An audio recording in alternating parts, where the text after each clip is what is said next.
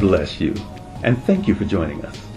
I'm Minister Billy Burton, and welcome to Sunday School Insights. This audio teaching series is an evangelistic tool brought to you by Inspirational Minutes Ministries International, Advocatus Ecclesiae Publishing, and Ministry Outpost. We hope and pray that these lessons will reach those who, for whatever the reason, either can't or won't come to a Bible study, a Sunday school class, or a traditional church service. Subscribe to our channel here on YouTube and then follow us on Facebook, where you can read your Bible lessons faithfully each week. Our Facebook link is conveniently posted below. Our background music, Worlds Away, is provided by the artistic genius of J. Mann at www.ourmusicbox.com. Again, we thank you for joining us, and Sunday School Insights begins now.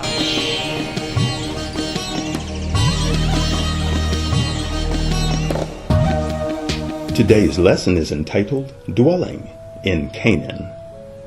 Our scriptures are found in the book of Genesis, chapter 13, verses 10 through 18.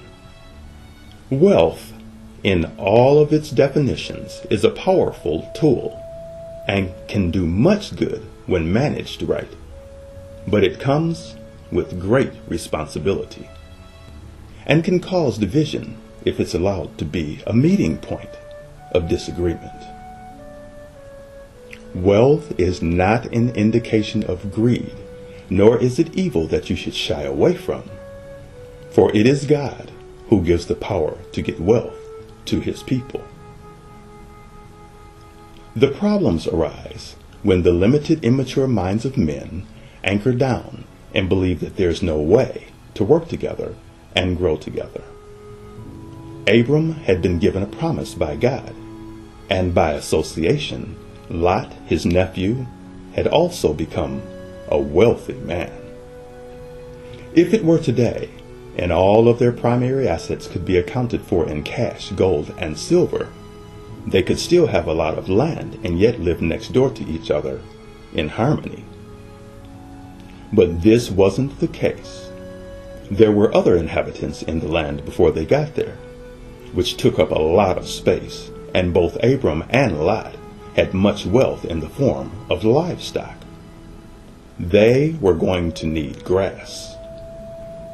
An abundance of animals needs an abundance of land to graze in. Abram's solution was to part ways, giving nephew Lot the first choice of what area he would dwell in.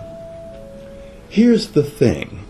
Dwelling and possession have two different meanings, and ultimately, it didn't matter what Lot chose. The promise and the promised land was going to belong to Abram and his descendants. To dwell means to occupy or live there, but to possess means to own. Lot chose what looked better to his eyes, but Abram was a man of faith and vision, not to mention a man of godly covenant. Who do you think was going to come out on top? God waited until Abram and Lot were separated to speak vision, instructions, and directions to Abram. Sometimes it's hard to hear from God when selfish, stressful people are around, or even people who can't go the next part of the journey with you. Do your best to follow peace with all men, but above all else, be led of God. Canaan was the promised land, but there was still much prayer, work, and change needed. Lot was a good person, as many say that they are these days. You've heard people say, "I'm not a bad person," but this is not the same thing as being led by and committed to God. In the New Testament, St. Peter even called Lot just and righteous. What can be said about you? Do you walk and live by faith? And will you follow God no matter what directions others choose? God will add details to your promise if you follow him.